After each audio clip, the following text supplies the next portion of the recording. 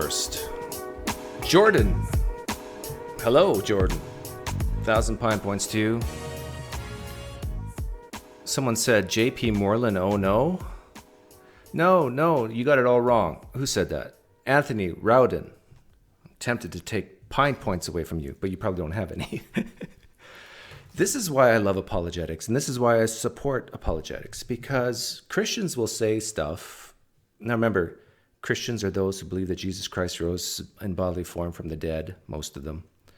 They believe that there's this all-powerful God who wants people to know about him, what he's like, what his nature is, what he has in store for you.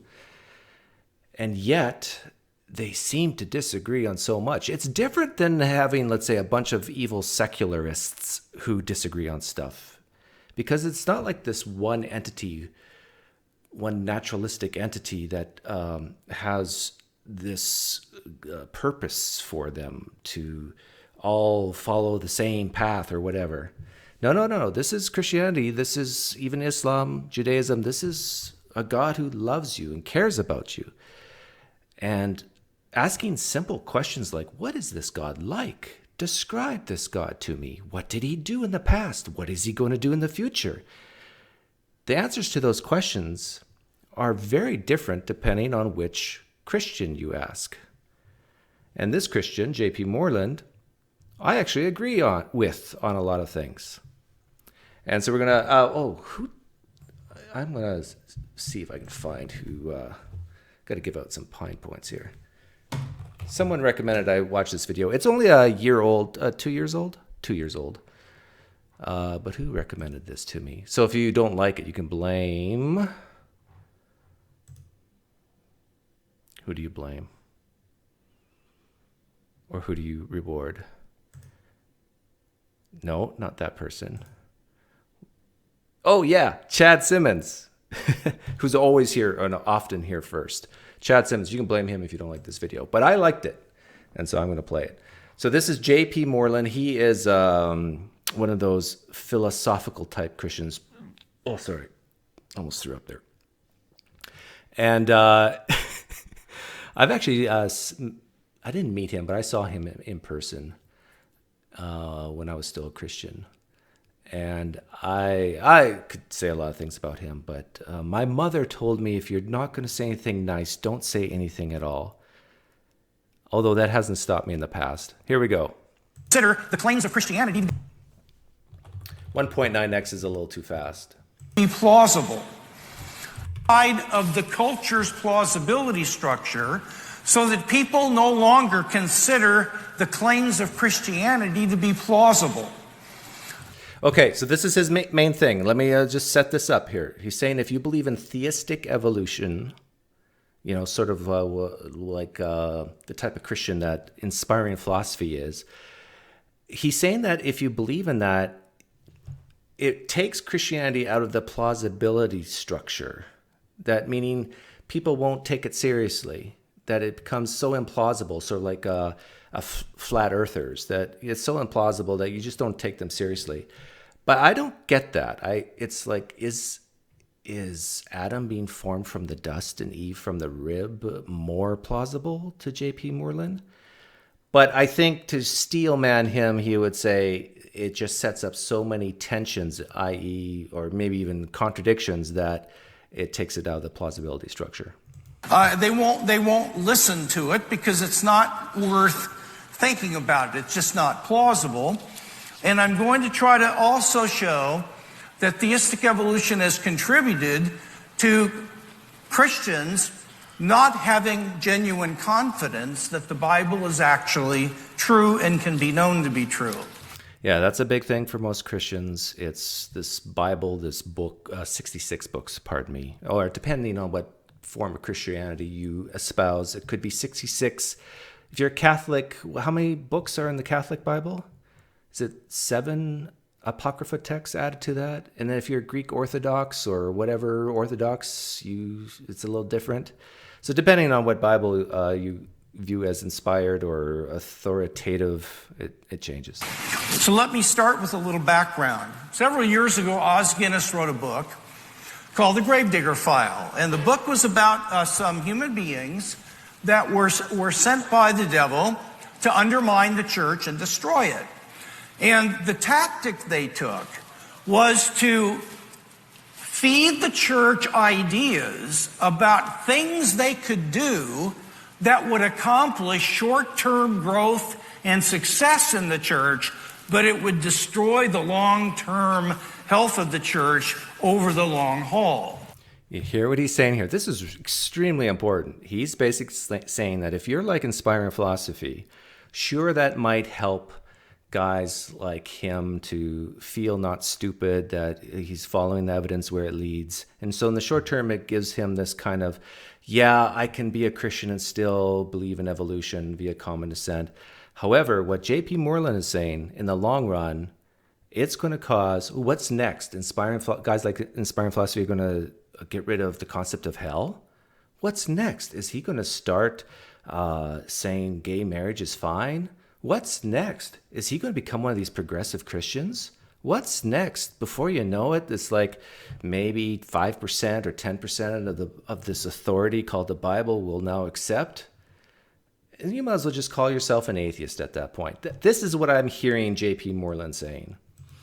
And so, for example, let's dumb down sermons, but it'll pack people in because they won't have to think too hard, and we'll emphasize feelings to the exclusion of the mind, and people like that, so the church is going to succeed, but over the long run, it will destroy the church, because after about 10 years of this, nobody will listen to Christianity any longer.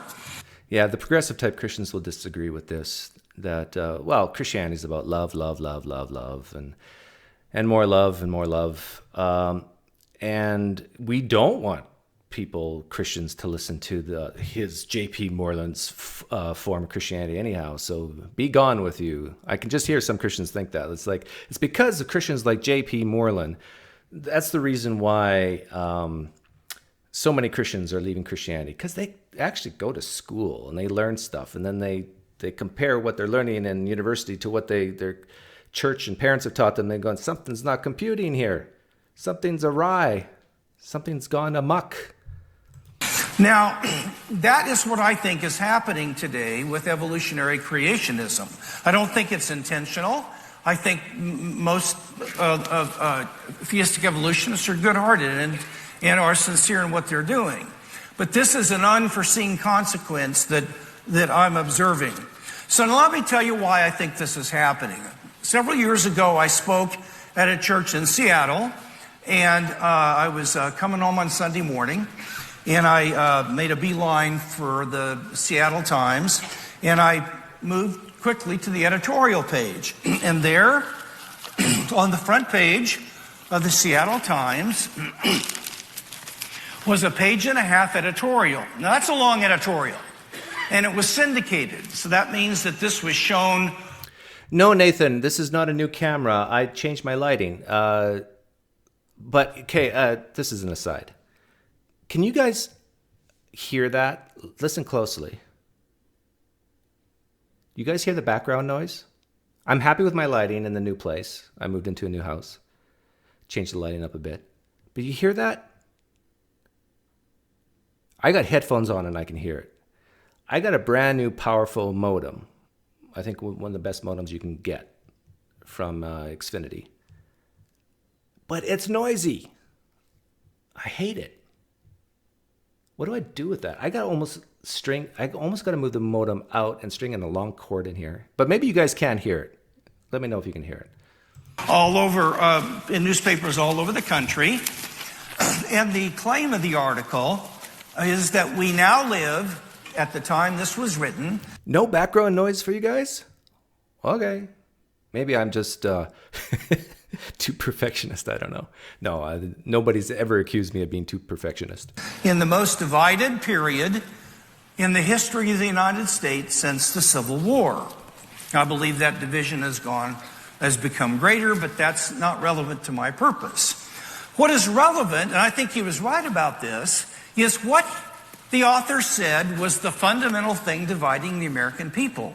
And I practically fell off my chair when I read it. He said the fundamental thing that's dividing us is not politics. Yeah, see if you agree with J.P. Moreland here. I'm leaning towards I do agree with him. You could have fooled me. It's not gender.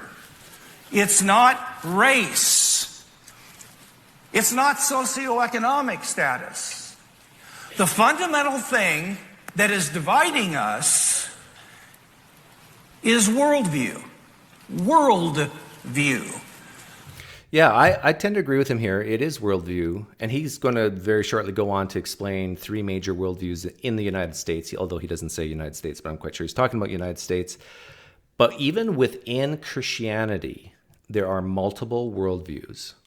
Even within Christianity, there are multiple worldviews that you would not, at least me personally, would not expect if you have this, at least on the core propositions, this God who wants you to believe certain things.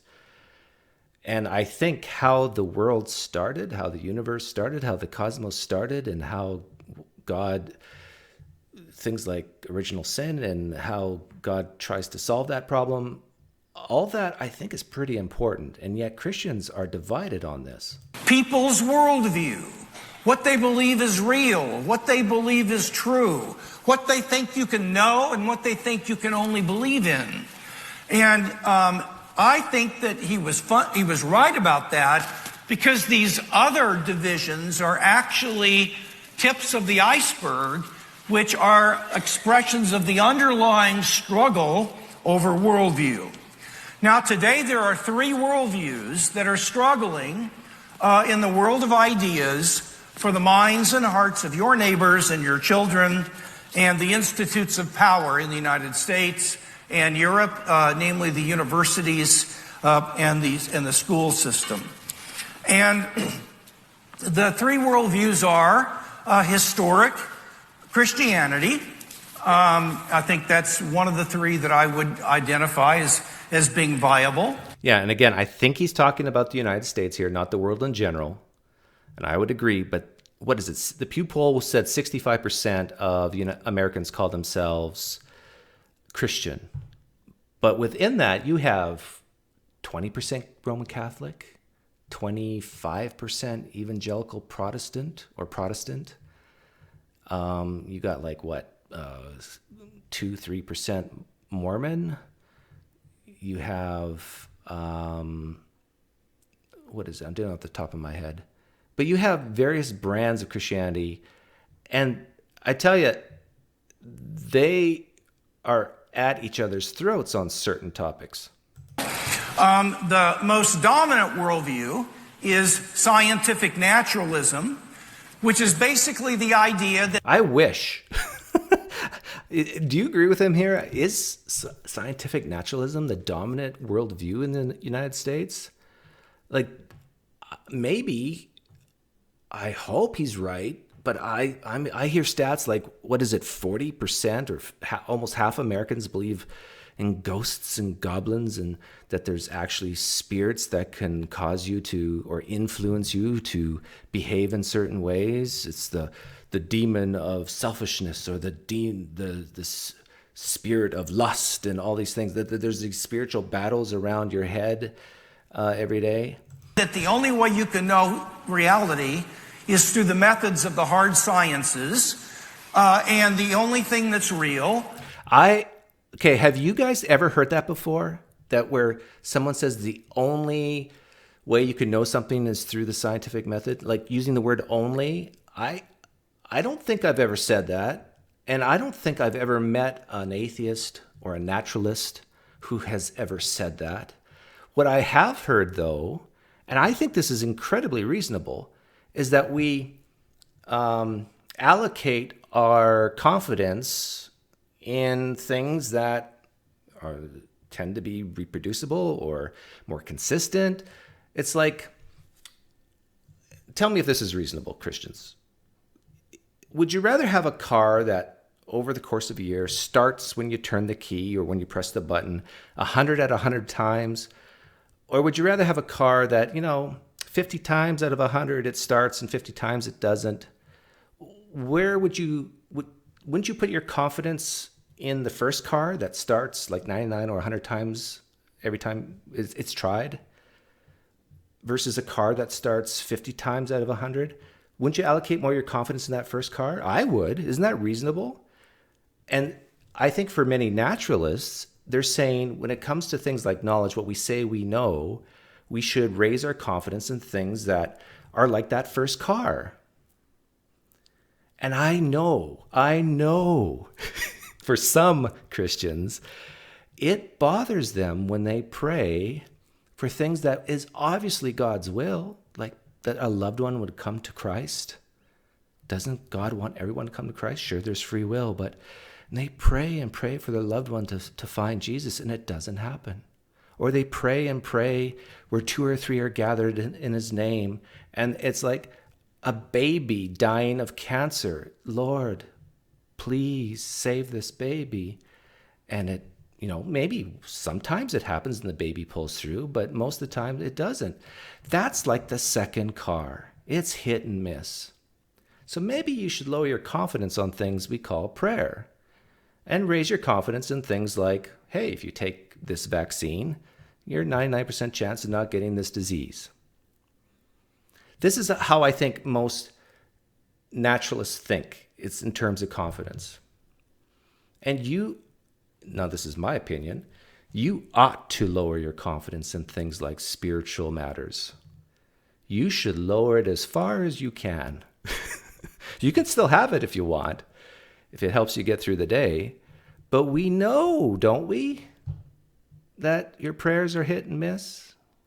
We know, don't we, that billions of people have spiritual experiences that contradict yours? We know that, don't we?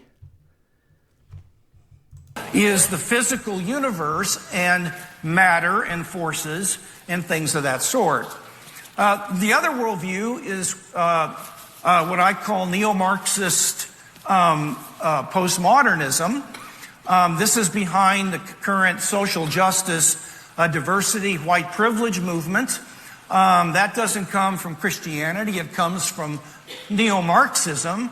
And it is a view that there just is no objective reality or truth. And I don't know if that is necessarily the case, that a neo-Marxist would say there is no objective reality. It's more how you get there. But maybe some do say that. I almost see like the postmodernism, neo-Marxist view at one end of the extreme and his version of Christianity on the other end of the extreme. Like he views knowledge. I think P Moreland views knowledge as a light switch. It's either on or off. It's either true knowledge or it isn't. Whereas me personally, I'm somewhere in the middle where I'm saying, look, I allocate my confidence on certain things. And when that confidence gets super high, I say I know it. When it's lower, I'll say I believe it, but I don't know it. Like even think about those markers of what would change a Christian's mind. I stress this often in my interviews. And Christians, to their credit, often, many of them will say they do have markers that would change their mind. Sheffield, I don't know if you'll ever watch this video, but what's his name? What's his first name? Something Sheffield. He'll say, well, if there was a tome, if we dug up something from the first century that basically said that Jesus Christ didn't rise from the dead, this was a creation from his followers, and this is mostly fiction. In fact, if we even dug up Jesus's bones, and it said, King of the Jews, Jesus the Christ, was laid to rest here, then they would leave Christianity. Okay, fair enough. If that's your marker, let me ask you, do you know Jesus rose from the dead? Do you know it? If that's your marker and we could uncover something in 2022, on July 4th, 2022, we'll uncover this.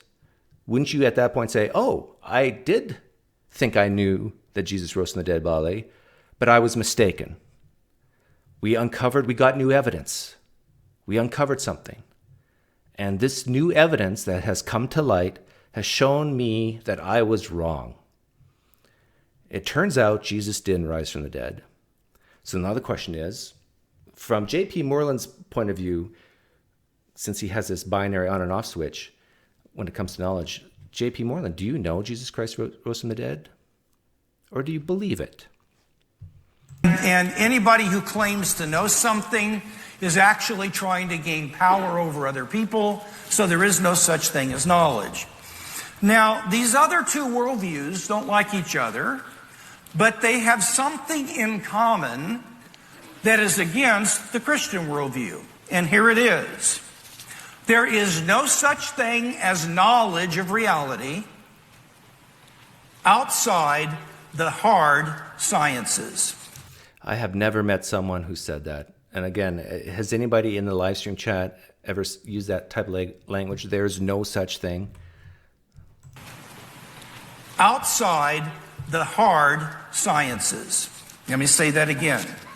There is no such thing as knowledge of reality outside the hard sciences. Now, what that means is that our task as Christians today is not to proclaim that Christianity is true. That's still an issue, but that's not the fundamental issue. The fundamental issue is whether or not you can know that the core claims of Christianity are true. The reason that's important is because it's knowledge, not faith or belief, that gives people the right to act in public. Yeah, there it is. If you don't know something, you don't have the right to act in public or say to people, this is how you ought to live. This is how you ought to behave. If you really don't know it. If you're a Christian who says, I'm 80% sure, I'm 80% confident that Jesus Christ rose from the dead, but I agree with that. Like, we could unearth something that basically shows Christianity to be false. So I'm going to give myself 10 to 20% wiggle room and say, I believe this. P Moreland is saying, shame on you here, I think. He's saying, well, what kind of gravitas do you have as a leader in the church, or as a politician, even someone with power, to talk to people and say, well, you should live this way through Christian principles because I know this is true. But if you say, oh, I just believe it's true, it could be true. Well, maybe not. There's no power behind that. And then guys like P Moreland, they need this power. They need this oomph, this, I got a God that has revealed himself in a way that I can say I know it. And that gives then me the right to say to you and you and you, this is how you should live, because this is what God said, and what God said is what goes. And he is powerful. And if you don't do this, you will suffer either in this life or the next life. So therefore, do it. All that goes in the wayside if you say, yeah, it could be true. I believe it, but I don't know it. It's because a dentist has a body of knowledge that he can get in my mouth and pull my molars. If he came up and said, I got to tell you, I've got some deeply, deeply held beliefs about molars and decay. And I've actually put together some really cool music I sing. And I hold my hands up about molars and stuff once a week. But I don't really know much about him. He's not getting in my mouth. It is knowledge that... That's a good analogy. Yeah, I don't want an apologist getting into my mouth either. Gives you authority. My soul. To speak and act in public. And it's knowledge, not faith or belief, that gives... You notice he used the word authority here? For Christians, I'm going to do some psychologizing here. Forgive me, for I have sinned. For guys like P Moreland, they value authority. They need that firm foundation. If knowledge is provisional, if it's like, maybe I'm wrong, then that authority starts to crumble. And that Bible is his authority. And so he needs it to be solid, unchanging, fixed, and then he can feel secure and confident in what he believes for himself personally and what he tells others. Gives you confidence in what you believe. Thus, if the only knowledge that's available is through the hard sciences, then Christianity is no longer something that can be known to be true, and it will eventually become placed outside the plausibility structure, and people will have to choose to be Christians and remain Christians by a pure arbitrary act of blind faith. Yeah, I find it interesting Christians still use the phrase blind faith because so many of them have been pounding that idea that faith is not blind. It's it's based on reasons and evidence and philosophical arguments. But yet they, at least in some sense, they will constantly put blind in front of faith because everybody knows what he means by it. Now, just to illustrate this, I want to read to you something from a document that was written a fair time ago that was called the California Framework, that instructed public school administrators and teachers about the teaching of evolution, especially when religious children came and disputed it. Now, here's what the framework says. At times, some students may insist that certain conclusions of science cannot be true because of certain religious or philosophical beliefs that they hold. It is appropriate for the teacher to express in this regard, I understand that you may have personal reservations about accepting the scientific evidence, but it is scientific knowledge about which there is no reasonable doubt among scientists in their field. And it is my responsibility to teach it because it is part of our common intellectual heritage. Now, the issue is not evolution or creation here. The issue is about knowledge. Listen to the terms used in association with science. Certain conclusions, evidence, scientific knowledge, no reasonable doubt, our intellectual heritage.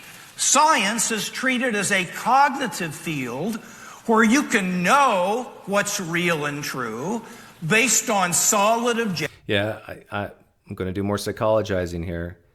It's this sense of inferiority that I'm getting from P Moreland here. It's like, how dare you professors and teachers say, when it comes to the scientific fields, we say we have knowledge. But when it comes to belief in God, belief in Jesus rising from the dead, that these are beliefs. How dare you say that to us? No, these are not beliefs. We know these to be true, says P Moreland. I'm hearing him say. And it's like, P Moreland, the gospel is foolishness to those who are perishing. And you're surprised about this? Are you surprised that Christianity is becoming irrelevant as science has progressed over the years? You're surprised about this? You shouldn't be surprised about this. You should expect it. You should, I dare say, accept it because your own scriptures teach it. Newsflash, Christianity, I would say your version of it is irrelevant. Let me rephrase. Most people in the United States do not care at all about your version of Christianity. You are irrelevant in your beliefs. I care about your version of Christianity, so don't worry. I'm here for you. Because I came from your version of Christianity, and I'm very interested in it. But most people are not like you in the United States. Even people who call themselves Christians would view your version of Christianity as irrelevant, and nobody cares about it. And I'm encouraging you, P Moreland, and Christians like you, to try to figure out a way to be okay with that. Try to figure out a way to say, you know what? I feel alone. I feel like the majority of our country is going off the path of my true version of Christianity. Try to figure out a way to be okay with that. Because here's a way. God is sovereign, right? God has everything in the palm of his hand. He'll take care. All things work for good to those who love Christ, right? That's how you can deal with this, I think. You're welcome. Objective evidence. Listen to the words used for religion. Beliefs. Wow, that's heavy. Personal reservations. Well, I just have personal reservations about this. I don't know. Mom and Dad don't like it. And so what you have in the governing of the California schools, public schools, is the precise thing that I'm saying. They have already foreclosed on the knowledge question. Knowledge is limited to the hard sciences. It cannot come in any theological or other sort of way. And so, as a result, then, of this worldview struggle, the postmodern, the naturalist, and the Christian worldview struggle, a new epistemology. An epistemology is a theory of how we know things and what we can know and what we really just have to believe in but can't know to be true. And that new epistemology that I've already mentioned is called Scientism. It's roughly the idea that the only thing you can know is what can be tested and proved in the hard sciences. Yeah, and if you came late, I really don't. I don't say that, and I personally have not heard other people say that science is the only way to come to something, to come to knowledge to something. I do say, though, that when you take certain things about our reality and you control for bias, you put all these cultures and biases in a pot and you stir them about and you see what we all agree on, or most agree on. It tends to be scientific facts. It tends to be scientific claims, let's put it that way. When it comes to spiritualness or religions in general, not even close. Not even in the ballpark. You could even take all versions of Christianity, all the different biases for Christianity, put them in a pot and stir them together, and you're going to agree on very few things. But there is agreement on some things on this planet. Like if you hit a cue ball when you're playing pool. I used to play pool as a kid. It was really good. The angle that you hit the side bumper is the same angle that it reflects off of. The angle of incidence equals the angle of reflection. Doesn't matter if a Muslim does it, a Hindu does it, a Christian does it, a naturalist does it. Unless you're talking about you're in space or something. I'm talking here on planet Earth. It's like, man, and we can do this 1,000 times in a row, and it seems like it every time it works. Doesn't work with prayer, does it? Or that the hard sciences provide vastly superior knowledge to any other field of study. Yeah, I would tend to agree with that. Vastly superior. I would agree with that. So I was years ago giving an evangelistic talk at a home group in a home, and there were about 30 people that came, probably about a third non-Christians. A friend said, I'm going to bring my boss, PhD in physics from Johns Hopkins. He's been an engineer for 30 years, and he hates Christianity. And I'm going to bring him. And I said, well, thanks for tipping me off about it. So I see my friend come in. I'm at the hors d'oeuvre table, and he walks in with his, I could tell it's his friend, and they come and shake my hand. And after we exchange pleasantries, he says right off to me, he said, say, I understand you're a philosopher and a theologian. And I said, well, I give it my best shot. And he said, yeah, I used to be interested in that stuff myself when I was a teenager. Yeah. Why is this story stuck in J.P. Moreland's head? You hear what he just said? He said, he meets this non-Christian guy, seems like he's a naturalist scientist type guy. Yeah, I used to believe what you believe when I was a teenager.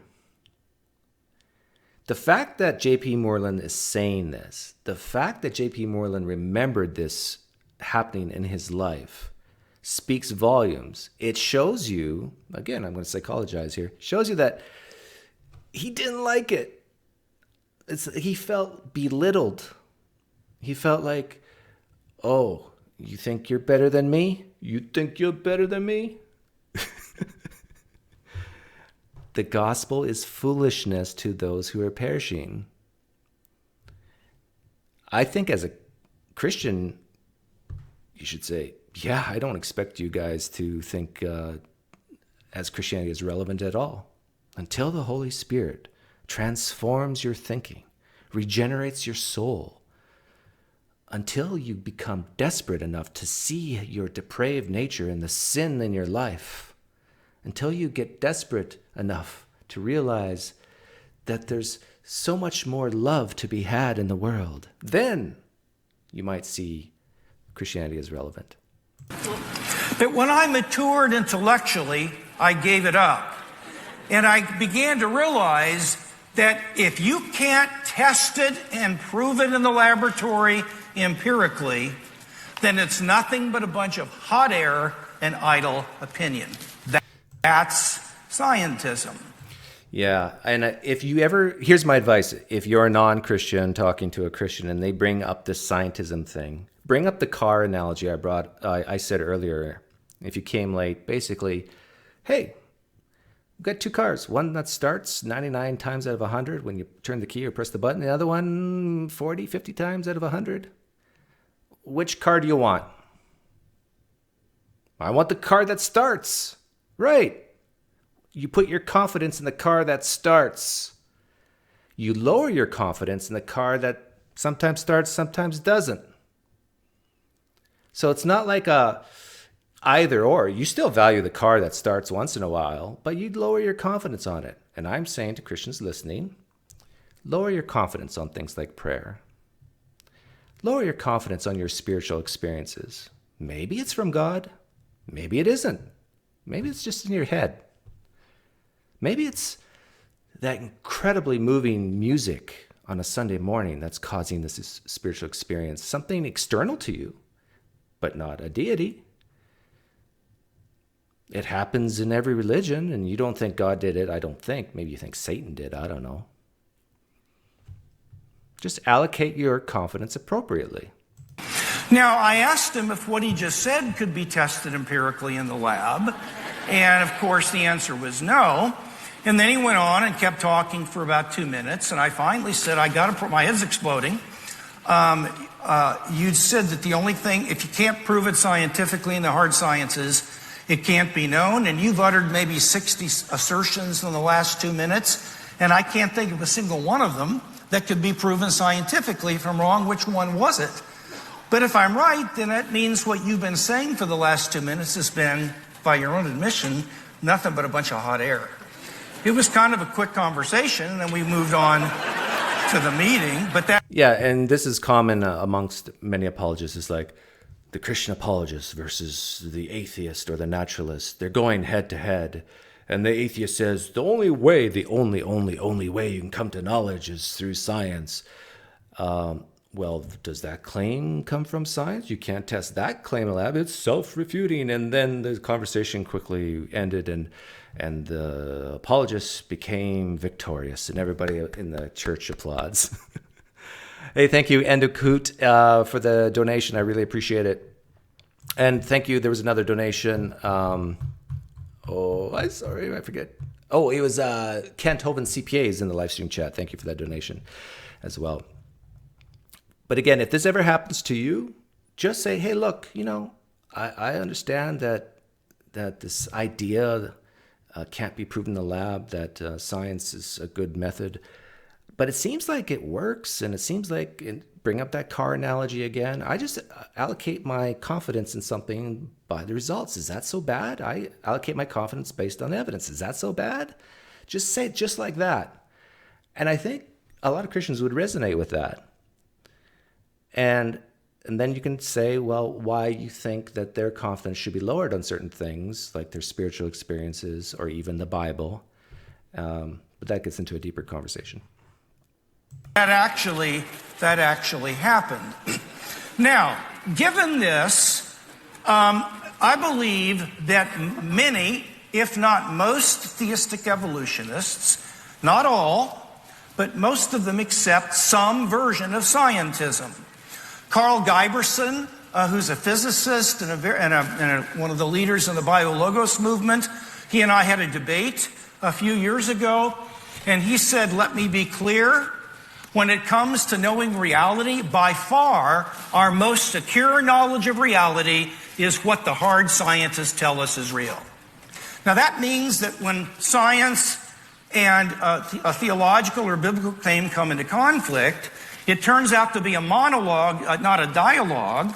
And as William Lane Craig told me, whenever a scientist makes a statement that conflicts with what Scripture seems to teach or theology teaches, all the theologians wave a white flag and dive into foxholes. Wow. And J.P. Moreland does not like that. J.P. Moreland does not want theologians and apologists to wave the white flag and say, oh, science says this? I guess we got to change our interpretation of the Bible. No, I don't think J.P. Moreland likes that. He wants, because his authority is the Scriptures, if there is something that science says is incorrect about what the Bible says, then the default position ought to be, because this is God's word, by the way, that our interpretation of the science is wrong. We're not calling the scientists liars. Don't get me wrong, says J.P. Moreland. We're just saying that you don't wave the white flag to science and scientism. No, you say, hey, look, this is strange. We've got some frictions here, but maybe with enough time, we can make it all fit together. And J.P. Moreland's saying this is what Christian theistic evolutionists are doing. They're trying to make it fit, and in the long run, it's going to hurt them. And this is the point that I agree with J.P. Moreland on. Because as Steve pointed out, they've been bullied into thinking that that science carries the authority in culture, and that theology and religious claims are more matters of personal faith. Now, this means then that theistic evolution becomes the gravedigger of the church.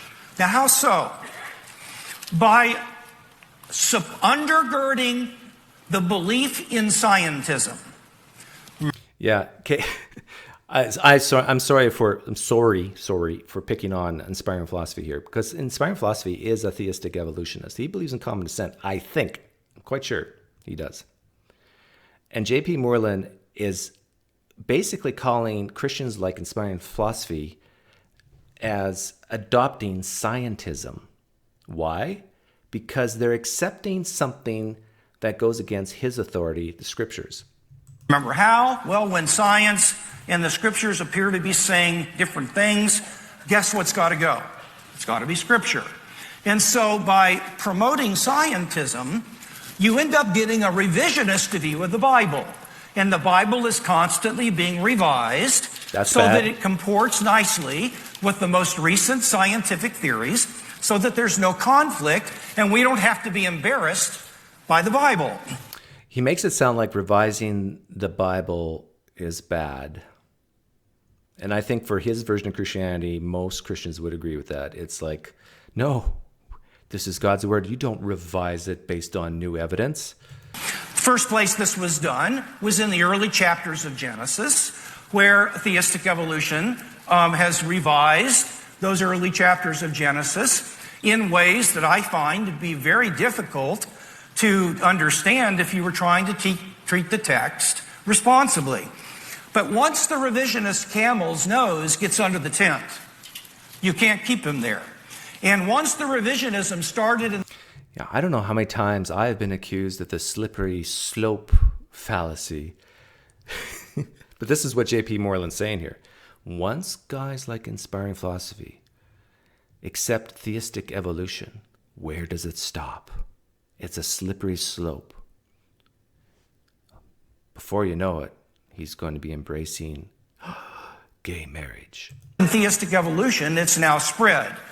When it comes to science, we now have a revisionism among a vast number of Christian scholars called physicalism. It's the idea that neuroscience has pretty much proven there's no such thing as a soul. Is that true? So you're your brain and nervous system, and guess what? We now have discovered that the Bible has taught all along that there's no soul, that you are just a physical object. And so we don't have to conflict with neuroscience in believing in an outdated, useless notion that your body has within it something called the soul. In ethics, there has been revisionism about same-sex marriage. There it is. And about homosexuality. Now, the view is that this is genetically caused. He is linking the accepting of common descent to the accepting of same-sex marriage. Isn't that amazing?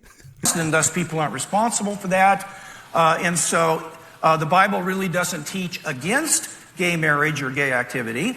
It really just teaches against promiscuous gay activity, or perhaps gay activity associated with temple prostitution. Theology, there's no hell. Jesus wouldn't ever conceive of a hell. That's the Old Testament God. And That's the Old Testament God? No, the Old Testament God barely talked about hell. In fact, you won't find the concept of hell in the Pentateuch.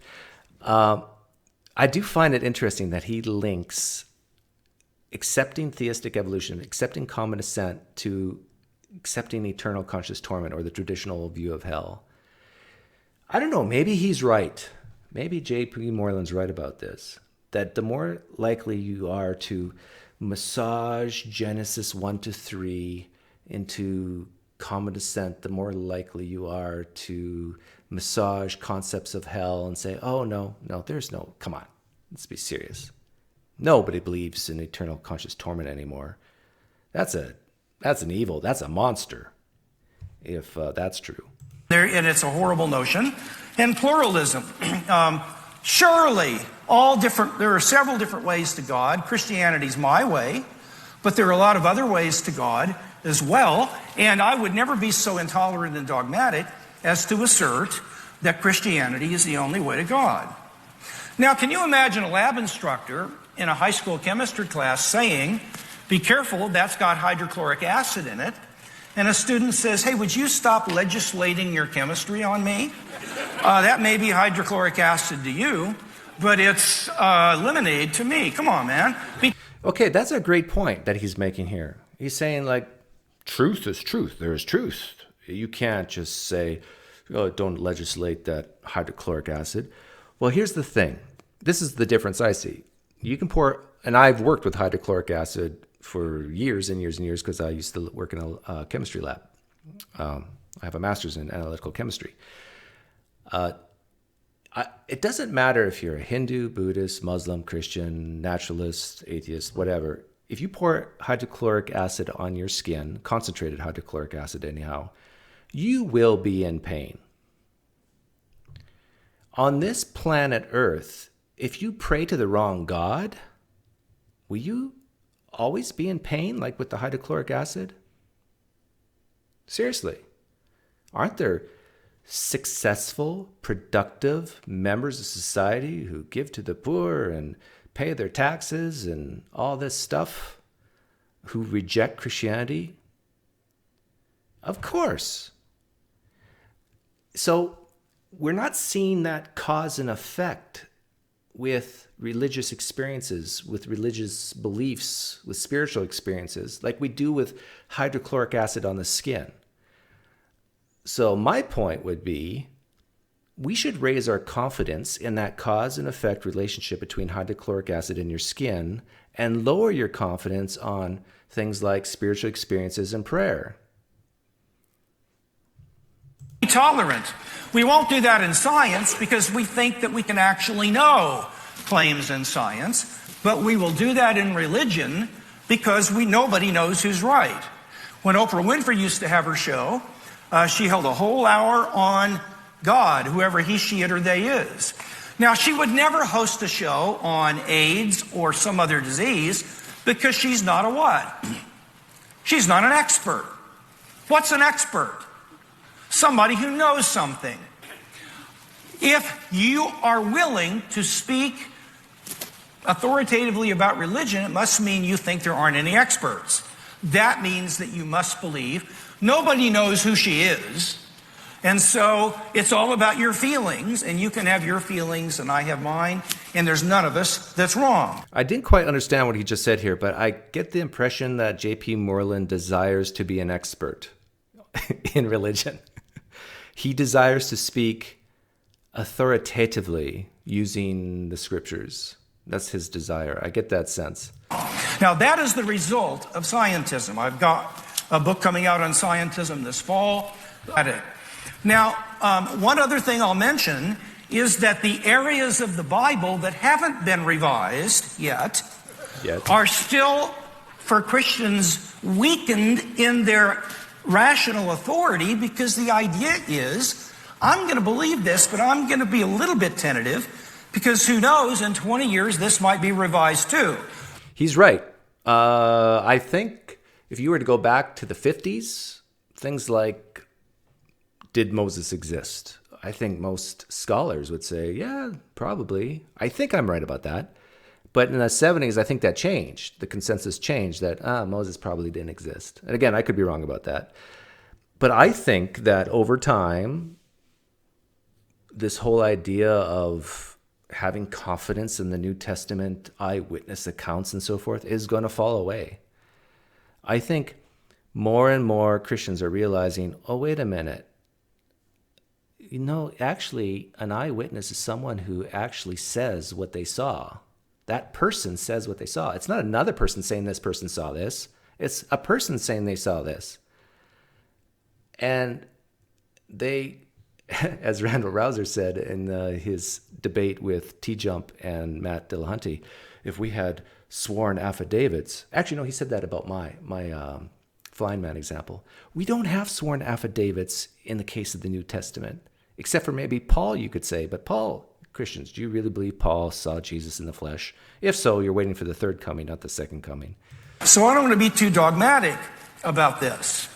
Now, the upshot of what I'm trying to suggest is that theistic evolution, rather than helping people, is helping them in the short term, but it's harming the church, and it's harming our presentation of ourselves to the culture in the long run, and thus scientism is becoming the church's gravedigger. Yeah, he's saying Christianity becomes more inconsistent if you accept common descent. And I agree with him here. But my main point is it's not going to make it more relevant. Christians might be more consistent with things like the fall in the garden and so forth, and how sin entered the world and so forth. But that doesn't make you any more authoritative in the culture. People will still laugh at you, and that's okay. If you're strong in what you believe, people can laugh at you and you will be okay. But you're still going to be irrelevant. And dare I say, the younger Christians, the probability that they will leave Christianity increases if your version of Christianity sticks around. Now, some people that are theistic evolutionists say that theistic evolution saved their faith and helped them tremendously. And the argument is that when I was considering becoming a Christian, I'm glad nobody strapped me with having to believe some kind of a creationist view. And remember, ID is not creationism. I'm just telling you kind of how this works itself out. And I'm glad I wasn't strapped with that. And I believe in the resurrection, and I believe in Jesus. But there are some parts of the Bible that I think we've got to allegorize and treat metaphorically. Like what? What should we allegorize, I wonder? Now, I do think that that provides a short term or a form of help and relief for people. By the way, if I were talking to somebody about Christ, trying to lead them to Christ, I wouldn't have them believe much of anything. If I was leading someone to Christ, I wouldn't have them believe much of anything. That speaks volumes right there, ladies and gentlemen. If I was to, I got to bring that transcript up. Boy, I hope. P Moreland, I hope you watch this. If I was to lead someone to Christ, I wouldn't have them believe much of anything. Did he really say that?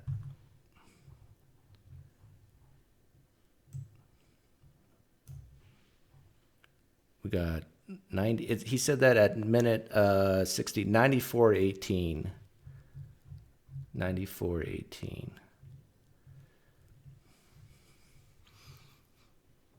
Yeah, I wouldn't want Christians to really consider the idea that maybe Jesus didn't say most of the things he's reported to have said. If I were talking to somebody about Christ, trying to lead them to Christ, I wouldn't have them believe much of anything. Don't they have to believe that Jesus Christ even said the things he said Don't they have to believe that Jesus Christ did the things he did? Don't they have to believe that Jesus claimed to be God and claimed to have predicted his death and resurrection? Don't they have to believe that the Bible, the New Testament's reliable enough to say that, oh, yeah, there were witnesses and they saw these things? Like, you would have to have a complete ignoramus, desperate, like incredibly desperate human being to say, I don't believe much in anything, but I'm going to believe in Jesus. Like, because of what? This feeling down deep in your soul? That this feeling that I am loved, therefore whatever Jesus said and did is true? Of course not. I wouldn't expect them to believe in the inerrancy of the Bible or anything whatever about evolution. At that point, I'd keep the focus on Jesus Christ and who he was and lead them to Christ as best I can. Yeah, but what if the Bible's wrong about what Jesus said and did? What if it's wrong? Then Jesus becomes irrelevant. What if Jesus did sin? Then the New Testament falls apart. What if Jesus didn't rise bodily? Christianity falls apart. You got to believe in some things that the texts or traditions say, right? Then later on, as they grow, I would begin to introduce other ideas that I think would be a part of a biblical discipleship. Now, so I think that in the short term, that might help people, but in the long run, this is just another example of what so many Christians see as compromise, as kind of just bellying up and giving up more territory. Giving up more territory. What are you defending here, P Moreland? Do you actually view Christianity as like real estate that you got to put a fence around because you're scared people are going to take some of it from you? If Christianity is true, you don't need to defend it that way. When it's pretty clear to most people, the Bible is not teaching that sort of thing. And I think it robs people of confidence that the scriptures can be trusted. And it causes unbelievers to think that none of us really believes what we say we believe in the first place. Maybe that's the main point here. P Moreland is worried about being called a liar. Yeah, you say you're a Christian. Yeah, you say you believe Jesus Christ rose from the dead. Yeah, you say that when you had this experience that this was God talking to you and so forth. But you really don't know that, do you? This is, I think, what P Moreland is trying to protect. He's trying to be like the fatherly figure, protecting all the younger Christians especially from hearing guys like me say, but do you really know that? Really? Are you sure? How could we test that? How would we falsify that? Thank you very much. Okay, there was a question, a couple of questions that I thought were really good. Let's see if I can find it. And I don't think that you start that interpretation. Okay, here's one of the questions. I forget what it was, but I time-stamped it. Yes. Would it be correct to sum up the theistic evolutionist worldview that one can only know God through science and natural means? And if so, if that's a correct summation of evolutionist worldview, then I do see the danger in assuming that, because me as a Christian, I walk with Christ and being a Christian and being born again, none of those things are scientifically provable. It's a personal experience, et cetera, et cetera. But I'm also reminded of Romans 1:19 through 20, where it says, "For what can be known about God is plain to them, because God has shown it." Pet peeve: if you're going to ask a question To them, or his invisible attributes, namely his eternal power and divine nature. For time's sake. Even P Moreland is interrupting here. Okay, I have a YouTube channel where I say stuff, and if people don't like it, they can leave. But here we're in an auditorium, and it's like Q&A session, question and answer. Don't assume people care at all what you have to say. Ask your question. Okay, go ahead, P Moreland. Let me just interrupt. That's a good question. Actually, was no question. most theistic evolutionists don't believe that. They believe that there is a sense in which the heavens do reveal God's glory, and that you can know God through personal experience or answers to prayer, or through certain clear teachings. You can know God through personal experiences, answers to prayer. You're describing a lot of religions outside of Christianity right now, J.P. Moreland. Mormons are a prime example. They know the Church of Latter-day Saints is teaching the truth because of personal experiences, the burning of the bosom. Are they correct, J.P. Moreland? No, they're not correct, Doug, because that's just a made-up book. Teachings in the scriptures that are meant to be taken kind of straightforwardly, and that Jesus rose from the dead. What is a difficulty, though, is that, take Francis Collins, for example, he becomes pretty darn close to an intelligent design advocate when it comes to to issues in cosmology, namely the explanation of the origin of the universe and the explanation for why the universe seems to be precisely fine-tuned. This is a great point J.P. Moreland's making here. He says even common dissenters like Francis Collins, when it comes to a roadblock in understanding something, like why are we here, well, the fine-tuning argument, then they go straight to God.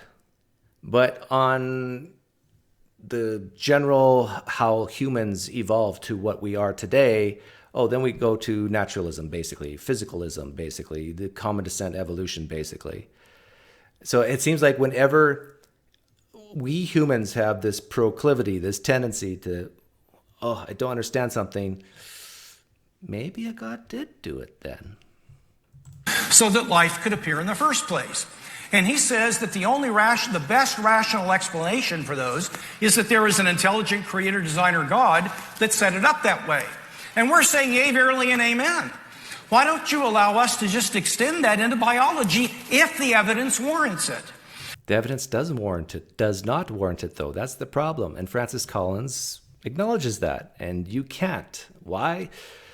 I think because that you fear that takes away from the authority of the scriptures and you think the Bible is special.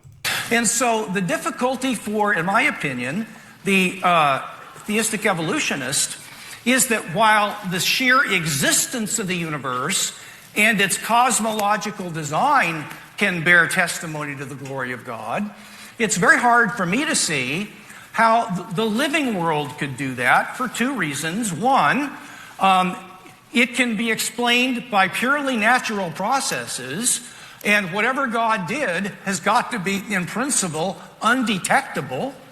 And so if you can't detect anything that God did, it's very difficult to know how that's going to give you a testimony to his existence and glory.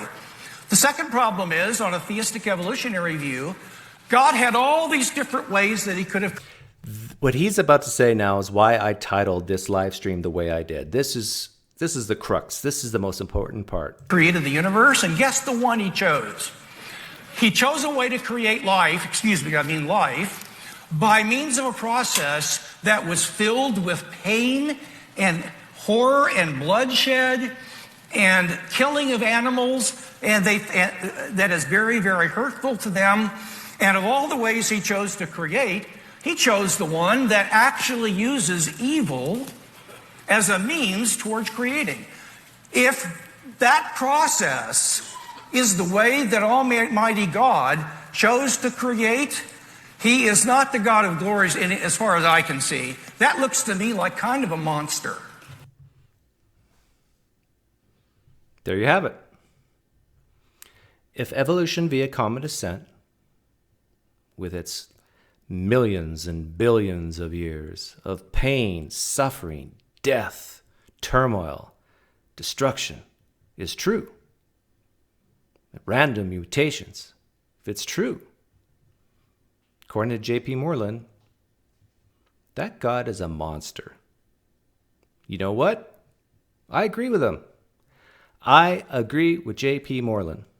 If I had in my mind the God he believes in, if I steel man the God he believes in, all powerful, all loving, omnibenevolent, omniscient, not surprised what he creates, what will happen, omniscient. If I imagine that God, and yet at the same time accept common descent, something's got to give. This God is a monster, waiting billions and billions of years for the very first life form to even, like single cell, to arrive on the scene.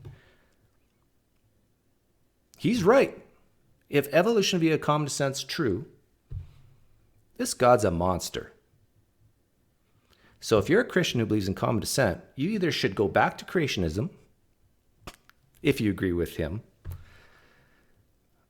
or don't believe in that God anymore. In fact, let me recommend a new God for you. Odin. Odin can't see the future, at least not all of it. He's not omniscient of everything. He's powerful, but he's not all powerful.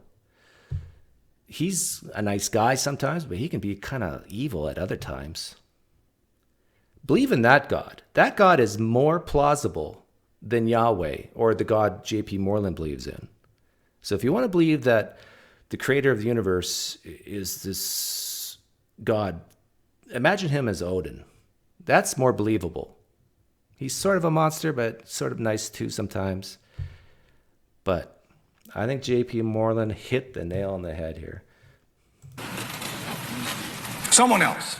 Someone else. Okay, there was one other question that he punted, and I know exactly why. Well, I shouldn't say that. I can guess why he punted it.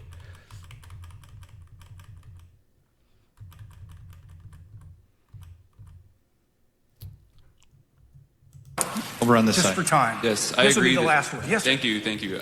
Hey, good idea, Trevor Lynn. I'll consider that. I agree that we should not trivialize Scripture. So my question is, how can we reconcile the idea of the heliocentric model that the sun came first and then the earth came after the sun, with what Scripture says that God created the earth and the land and the seas and did those things, and then after that He put the greater light and the lesser light in the expanse beneath the firmament, which is supposed to be. I'm not going to punt on that. I'm going to let Wayne answer it because that's more. I'm not going to punt on that. I'm going to let Wayne answer it. I'm going to play a little bit, not all of it, coming up next, which is really good. We don't want to diminish the scriptures. We don't want to just throw away Genesis 1 to 3. And this questioner asked a great question. According to the Bible, according to Genesis 1, the earth was formed first, and then the sun, the greater light. By the way, they call the moon the lesser light, which is a reflector of light, not a light. But let's give a little pass on that one. We know, I'm going to use the word know here, we know that's not true.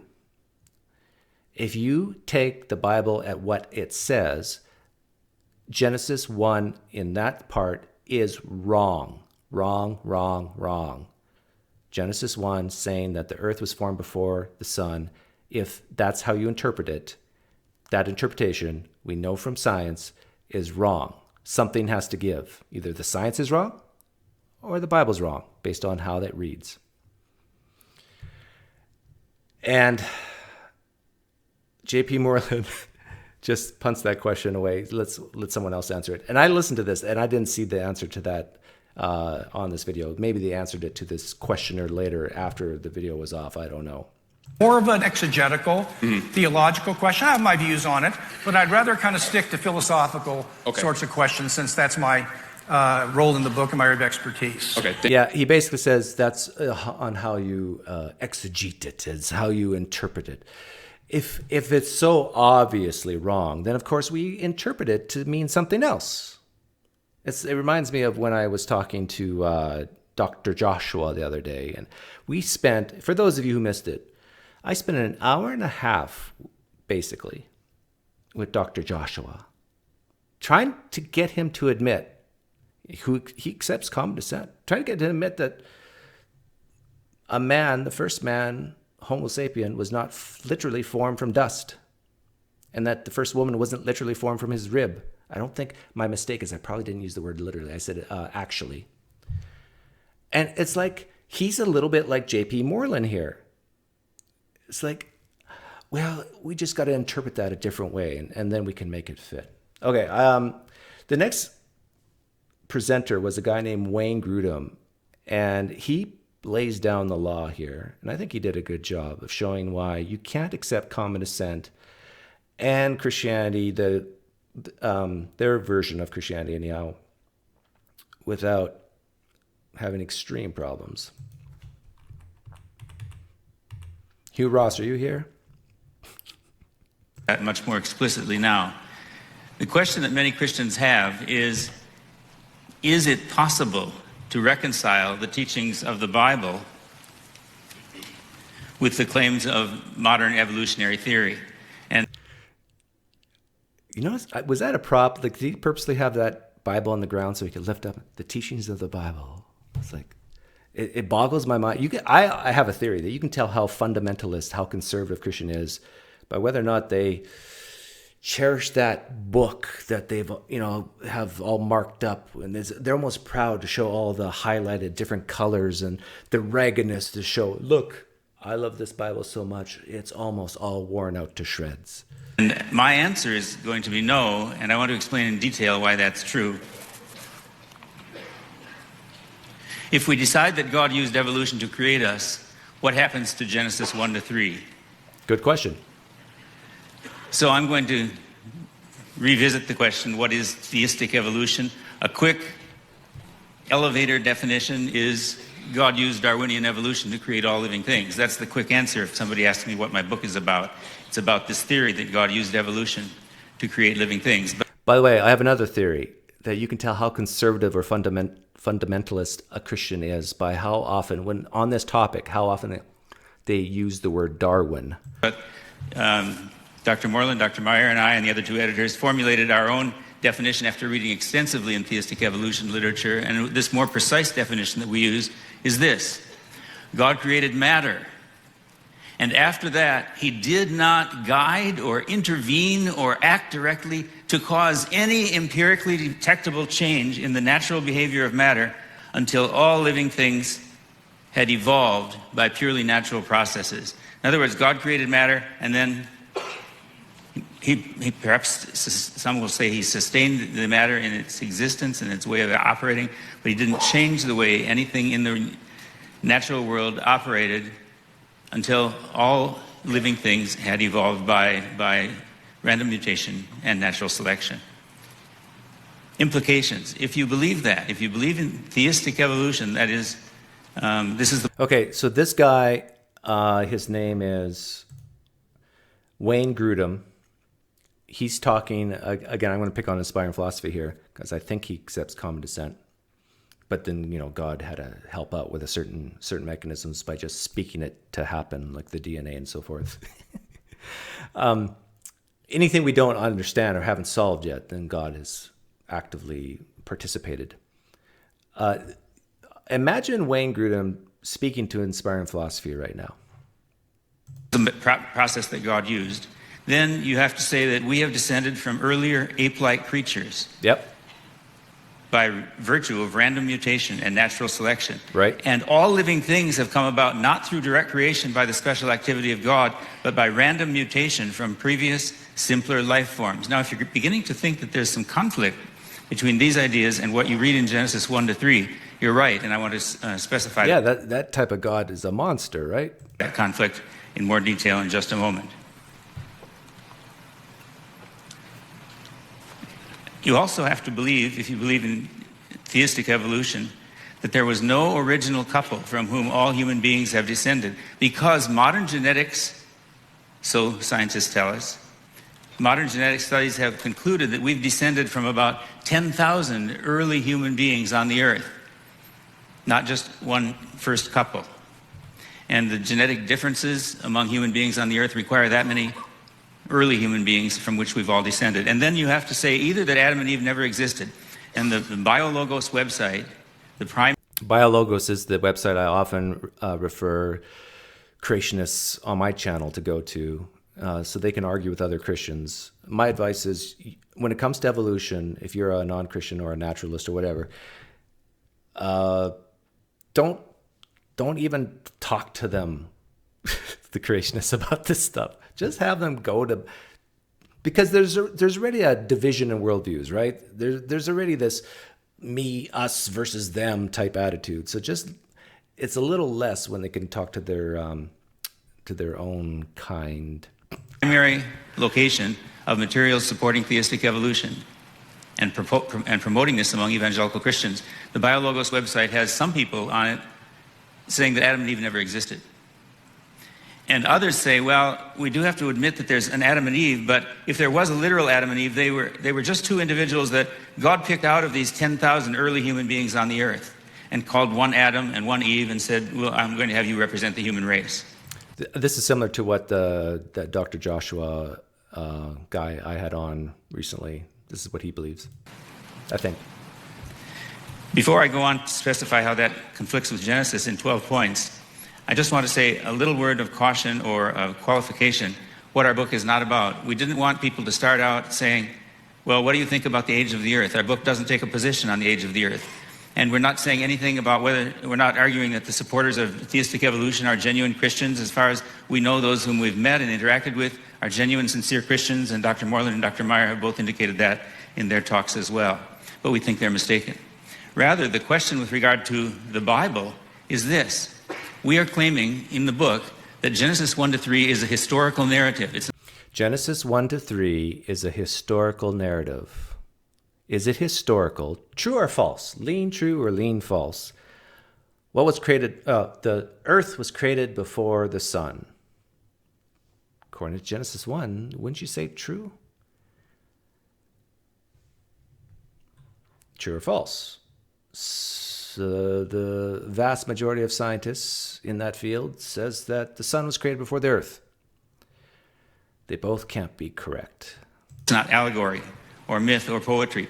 It's historical narrative in the sense of reporting events that the author wants readers to believe actually happened, not figurative or allegorical literature. If we accept theistic evolution, what happens to Genesis 1-3? Here are 12 consequences. Okay, this is what I want. It would be nice if a person like Inspiring Philosophy, who's a Christian who accepts common descent, would go over point by point. 1, Adam and Eve were not the first human beings, and perhaps Adam and Eve never existed, because there were these 10,000 human beings on the earth, and God chose one and called him Adam, and the other and called her Eve. So Adam and Eve weren't the first human beings. 2, Adam and Eve were not created without parents, as Genesis portrays it, but they were born from human parents. That means Adam had a mother and a father, human mother and a father. Eve had a human mother and a father. Again, yeah, common descent Christians, that's true, right? If you believe in common descent, Adam and Eve, even if you want to say they're first Homo sapiens, they had a mom and dad. They were very gorilla looking or something like that, right? That conflicts with the picture in Genesis. 3, God didn't act directly or specially to create Adam out of dust from the ground. Yeah, I noticed that.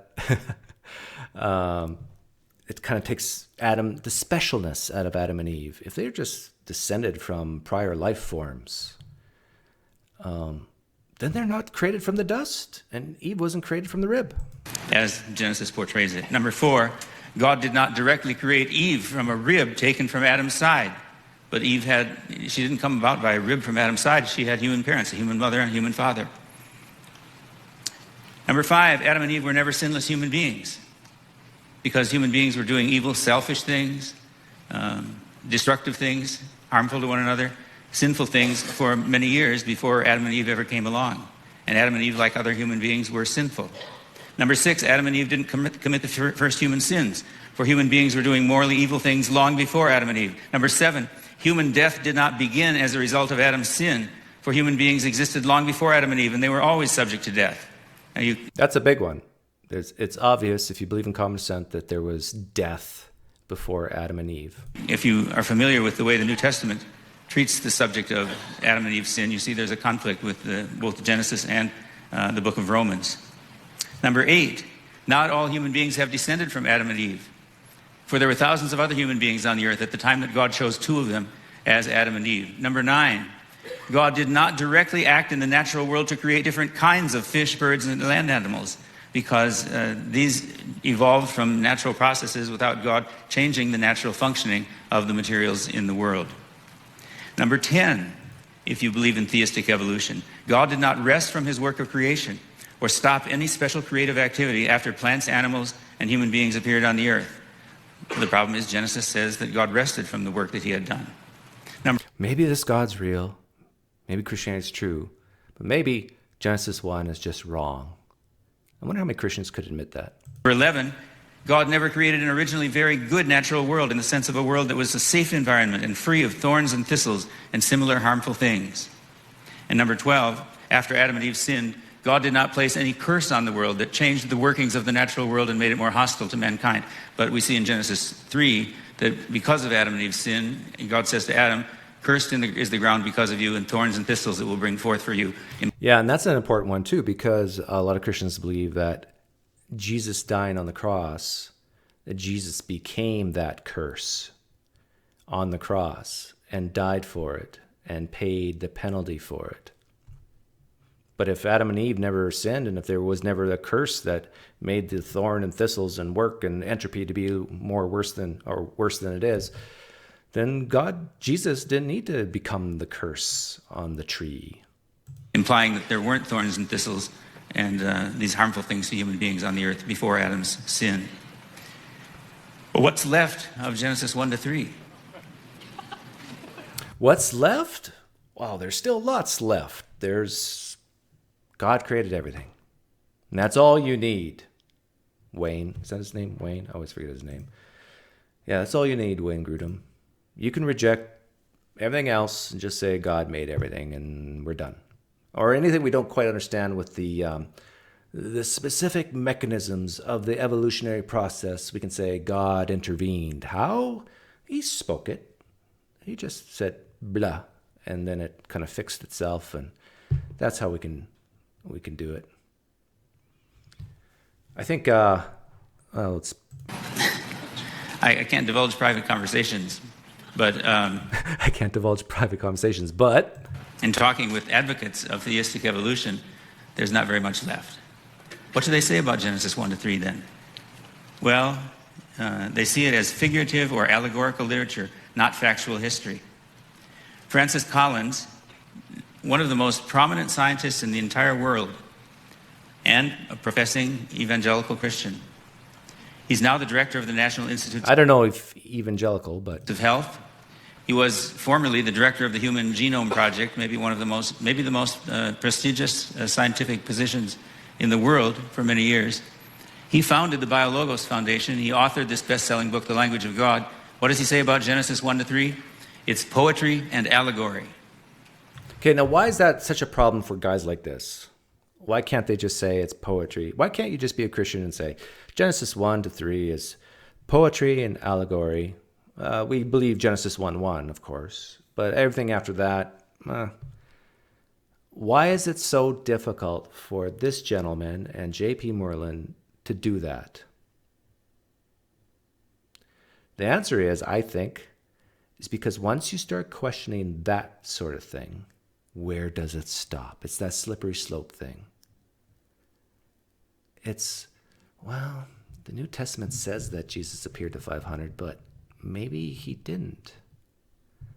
Well, the New Testament says that the women went to the tomb and found it empty, but maybe that didn't happen.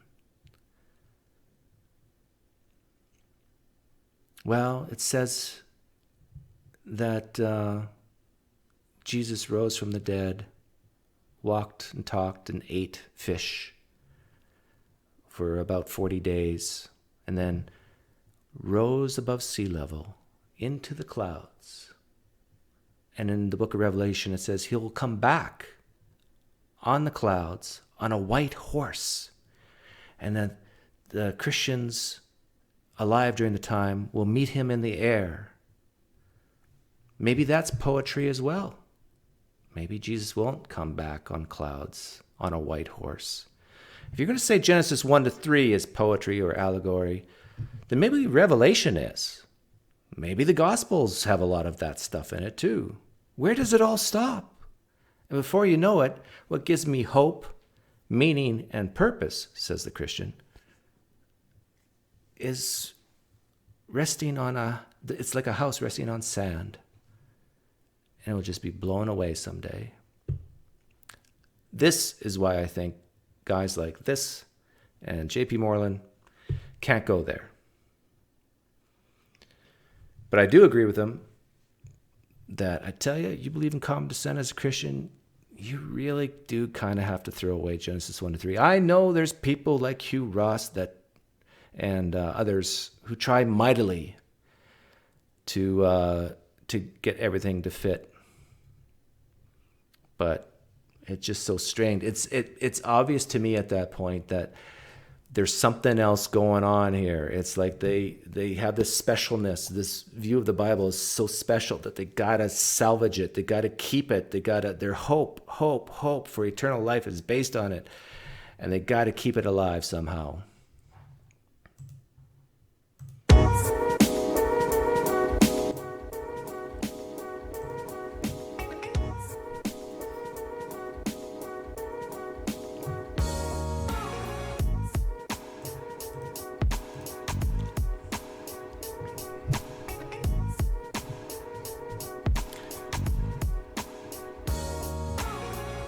Guys like John Dominic Crossan, he's a Christian, and he says that the resurrection is allegory, metaphor.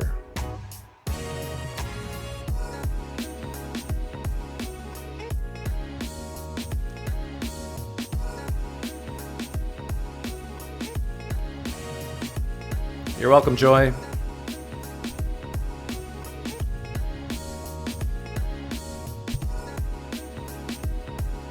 Well, here's the question, parting question. If it's true that people are more likely to leave this version of Christianity,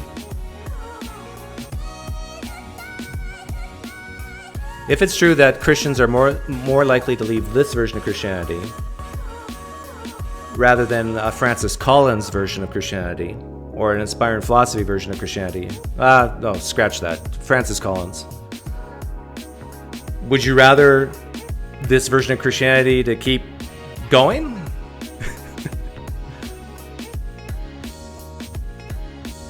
Hey, thank you, Tony D, for the donation. I really appreciate it. See, a part of me, although Christianity does indeed help some people, I believe, but a part of me just wants guys like P Moreland to just get the word out. A part of me wants Wayne Grudem to those 12 points he gave of how if you accept common descent, Genesis 1-3 is under severe tension. I want Christians to hear that. I want them to choose this day whom they will serve, not be this lukewarm, progressive types. Poof. Poof. My apologies to P Moreland. He was scheduled to come on today, but we ran out of time. Have a great day, guys. This has been fun. Take care.